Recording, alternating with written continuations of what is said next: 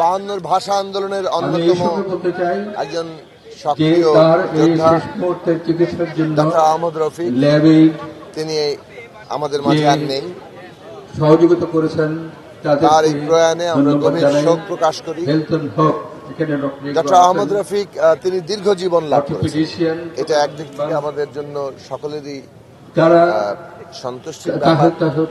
তার মতো একজন মানুষ দীর্ঘ জীবন লাভ করে এই দেশের গণতান্ত্রিক সংগ্রামে, মানুষের মুক্তির সংগ্রামে যেমন ভূমিকা রেখেছেন, তেমনি তিনি লিখেছেন অজস্র গ্রন্থ।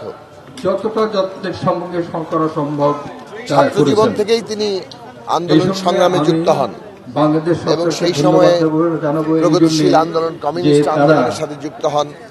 আমাদের দেশের ভাষার সংগ্রাম, ভাষার দাবিতে যে সংগ্রাম তৈরি হয়েছিল, সেই সংগ্রামের মধ্য দিয়ে তার মানুষের মুক্তির সংগ্রামের সংযোগ ঘটে এবং সেটা তিনি পরবর্তীকালে রাজনৈতিক নেতৃত্ব হিসেবে সামনের সারিতে না থাকলেও সাধারণভাবে এই আন্দোলনের সাথে নানা দিক থেকে তিনি আজীবন যুক্ত থেকেছেন।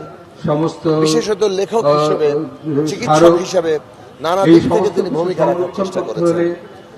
আমাদের একটি রবীন্দ্রনাথের উপরে তিনি অনেকগুলো লিখেছেন। প্রত্যেকেরই চিন্তা তো আসলে তার যুগের সীমায় যেমন আলোচিত হয়, আবার সেটার যুগের সীমা অতিক্রম করে আলোচনা হয়। সেই আলোচনা প্রক্রিয়া চলবে, কিন্তু আহমদ রফিক যে ধরনের মানুষ হিসেবে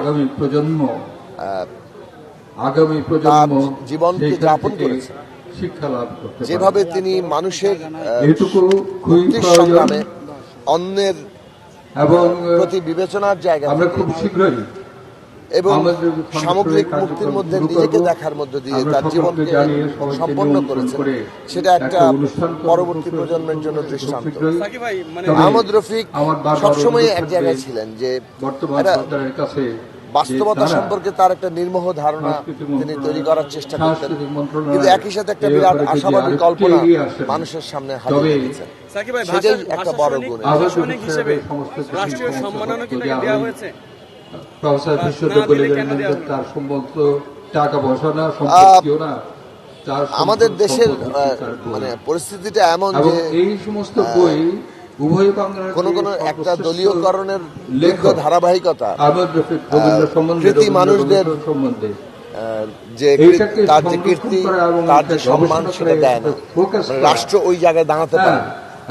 অন্তর্বর্তী সরকার যখন এসছেন, অন্তর্বর্তী সরকার অনেকগুলো বিষয়ে অনেকগুলো কাজ করেছেন, যেটা প্রশংসার দাবি রাখে, কিন্তু তাদের সামগ্রিক বিষয়ে নজর থাকা দরকার, রাষ্ট্র হিসেবে যে ভূমিকার জায়গা থাকা দরকার, সেটা অনেক ক্ষেত্রে আমরা ঘাটতি দেখি।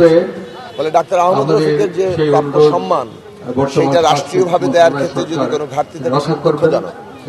কিন্তু ডাক্তার আহমদ রফিকের যে কাজ, তার তিনি যেভাবে তার সারা জীবনটা ব্যয় করেছেন, মানুষের সংগ্রামে নিয়োজিত রেখেছেন, চিন্তার পার্থক্য থাকতে পারে, কিন্তু এইভাবে অভিনিবেশ নিয়ে, নিষ্ঠা নিয়ে, বাস্তবতার নির্মোহ বিশ্লেষণ করে মানুষের সামনে প্রতিনিয়ত একটা আশাবাদী কল্পনা, মুক্তির সংগ্রামে যে দেখিয়ে যাওয়া এবং এই দীর্ঘ জীবন ধরে দেখিয়ে যাওয়া, আজীবন সেই সংগ্রামে থাকা, নিঃসন্দেহে এটা আমাদের দেশের জন্য একটা বড় বিষয়, আমাদের ভবিষ্যৎ প্রজন্মের জন্য একটা অনুকরণীয় জায়গা। এবং সেই কারণে আহমদ রফিক বেঁচে থাকবেন ভবিষ্যতের মানুষের স্বপ্নের মধ্যে, কল্পনা এবং সংগ্রাম।